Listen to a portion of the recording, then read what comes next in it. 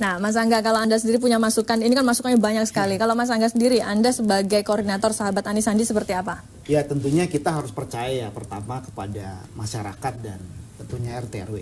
Itu mekanisme kontrolnya first yang harus kita lakukan. Apalagi kita sekarang tahu dengan perkembangan teknologi informasi dan sosial media yang cukup cepat ini kan sebenarnya juga memudahkan warga untuk berkomunikasi dan berkoordinasi. Mungkin ya kita juga agak sulit misalnya untuk tatap muka tiap hari. Teman saya yakin kayak di lingkungan saya, di kompleks saya ya ada forum-forum apa namanya di WhatsApp grup dan lain sebagainya. Itu sebagai sarana untuk berkomunikasi. Nah, tapi tentunya juga masukan dari abang-abang tadi saya pikir cukup baik ya. Memang proses pelaporan dan lain sebagainya harus disederhanakan juga. Dibenahi dan juga tentunya yang paling terpenting adalah mengidentifikasi. Karena tentunya setiap wilayah beda persoalan, beda RT/RW, beda persoalannya juga. Akan beda persoalan di Tanjung Priok dengan persoalan di misalnya di Pondok Indah gitu kan. Nah, itu kan tentunya juga harus kita sesuaikan karena juga jangan sampai tadi saya sepakat anggaran yang ada ini tidak tepat sasaran dan tidak tepat guna. Nah, untuk itu kan perlu adanya proses bottom up dari bawah sehingga disesuaikan mekanisme yang ada. Nah, ini juga mekanisme tersebut ini harus juga dikelirkan juga. Betul. Jangan sampai misalnya nggak terpakai kayak di Pondok Indah dananya misalnya. Nah, ini bagaimana mengembalikannya hal-hal tersebut. Nah, saya juga penting juga proses kontrol daripada ya fungsi lurah dan camat di atasnya. Dan artinya untuk mengayomi tadi.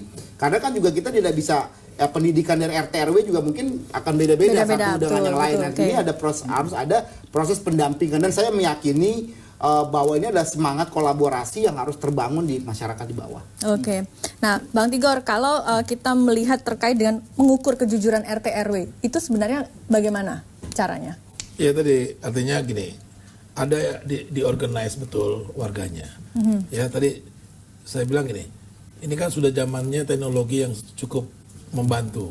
Ya bisa aja RT-nya bikin WhatsApp grup warga. Itu kan bisa mengontrol RT RW-nya. Jadi dia juga harus menyapa warganya setiap hari. Ada apa tuh kan lewat WhatsApp grup tuh gampang sekali. Sesuatu yang murah gitu. Ya, sekarang udah seperti itu. Gitu loh. Jadi nggak harus ada nunggu forum-forum mingguan gitu ya. Gitu maksud saya gitu. Ini yang harus diorganize. RT RW itu harus kreatif gitu loh. Ya. Karena RT RW itu kan dipilih untuk melayani warga.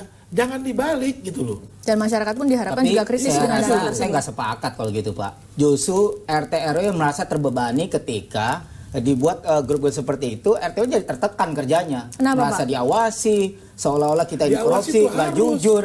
Artinya ya makanya saya bilang kalau memang kita masih mempeributkan masalah operasional, masalah LPJLP, kenapa nggak dijadikan uang kehormatan saja? Kita ada lembaga LMK bisa jadi uang kehormatan, kenapa bisa gitu ya? Kenapa RT nggak bisa? Sama-sama dipilih oleh warga kok, sama-sama menggunakan dana APBD kok, kenapa tidak bisa gitu? Nah ini kan harusnya yang dicari solusinya. Kenapa nggak bisa jadi uang kehormatan? Kenapa kita dipaksa terus membuat LPJ, membuat laporan-laporan terus gitu ya? Kenapa nggak dialihkan saja ke uang kehormatan gitu? Apa permasalahannya?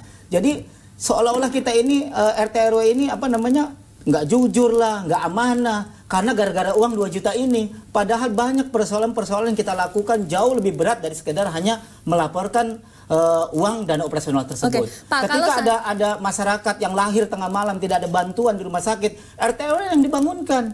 Ketika ada orang berantem mau cerai malam, RT RW yang dibangunkan. Ada pembunuhan, RT RW yang pertama kali bangunkan. Apakah sebanding dengan uang 2 juta yang harus kita dapatkan dengan pengorbanan kita yang begitu luar biasa, kita tidak mengenal waktu, kerja kita 24 jam, dihargai hanya 2 juta. Saya rasa nggak bisa seperti juga, mekanisme Pak. kontrolnya. Jadi, kalau yang disarankan Bapak seperti apa? Kalau Bapak kan mungkin bisa dikatakan adalah RW yang bekerja peduli dengan masyarakat. Kalau mungkin RT RW-nya cuek bagaimana? RT RW kemarin kita udah final. Udahlah jadikan uang kehormatan. Dengan itu kita bisa kerja dengan sebaik-baiknya. Kalaupun ada RT RW yang tidak kerja kurang efektif, ya ganti. Warga kan bisa mengganti gitu ya. Lurah bisa menegur melalui Pergub 171 tahun 2016. Di situ lurah punya kewenangan untuk menegur RT yang tidak ada kinerjanya gitu. Nah, jadi ujung-ujungnya tetap lurah kan. Ya. Kalaupun itu uang kehormatan, Pak, itu bukan berarti nggak ada laporan, Pak. Tetap, Pak. Ya. Itu kan masalah nomenklatur tadi saya bilang. Saya khawatirnya ketika nanti jadi uang kehormatan, tanggung jawaban ini uang warga. Itu jadi pilihan, apakah itu nanti untuk kegiatan warga atau untuk pribadi. Ya itu kan cuma persoalan nomenklatur tadi saya bilang. LPJ tetap laporan pertanggungjawaban penggunaan uang tuh tetap gitu loh. Tapi kalau uang kehormatan nggak ada laporan pertanggungjawaban, itu hanya tanda terima saja, Pak. Itu salah. Ya coba di LMK apa bisa gitu, Mbak? Itu salah, maka saya bilang itu salah. Ya, saya di Dewan Transportasi juga uang kehormatan, tapi tetap harus ada laporan. Apa Bang? Biasanya ada untuk laporan apa keuangan saja? juga, laporan keuangannya oleh kuasa pengguna anggarannya, Dinas Perhubungan, laporan kegiatannya, saya berbuat bersama dengan Dinas Perhubungan. Gitu loh Pak, tetap ada. Saya nggak ada uang operasional, hanya uang kehormatan. Uang apa? Uang, bentuknya kalau datang dikasih sama makan, gitu loh Pak. Oke, Pak Kamarudin, kalau Anda sendiri, Anda punya format laporan pertanggungjawaban yang memudahkan Anda seperti apa? Ya saat ini yang kita lakukan ya hanya apa namanya? Yang menurut Anda kelihatannya paling mudah seperti apa sih gitu?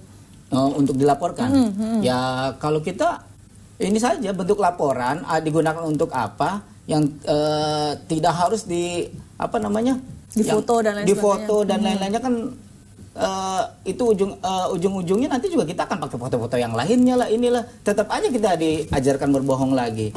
Maksud saya format yang seperti apa itu kan kita juga belum ketemu. Pasti kalau kita pakai format cukup contran tetap aja dibilang paling nggak ada kerjanya itu, tapi kita bilang berbohong lagi, nggak bakal ketemu lah sistem pelaporan seperti ini. Ya makanya itu saya bilang kenapa nggak sih, entahlah namanya uang kehormatan atau uang gaji, tapi kan jadi ketika itu berbasis merupakan uang kehormatan, Anda tidak ada beban untuk membuat LPJ tidak yang ada beban ribet itu. LPJ. Ya saya tidak tahu kalau Bang Tigor mengatakan uang kehormatan juga harus ada LPJ. Saya menjadi anggota Dewan Kurahan itu 5 tahun. Sebelum LMK itu namanya Dewan Kurahan gitu ya. Kita menerima uang kehormatan itu cukup hanya tanda tangan gitu ya di atas tanda terima. Tidak ada laporan itu digunakan untuk apa gitu. Ada penyusunan kegiatan juga tadi kan. Kalau memang itu ada penggunaan pakai apa, seharusnya ada pergubnya gitu. Sebagaimana yang kita terima operasional RT/RW ini itu ada pergubnya 1197.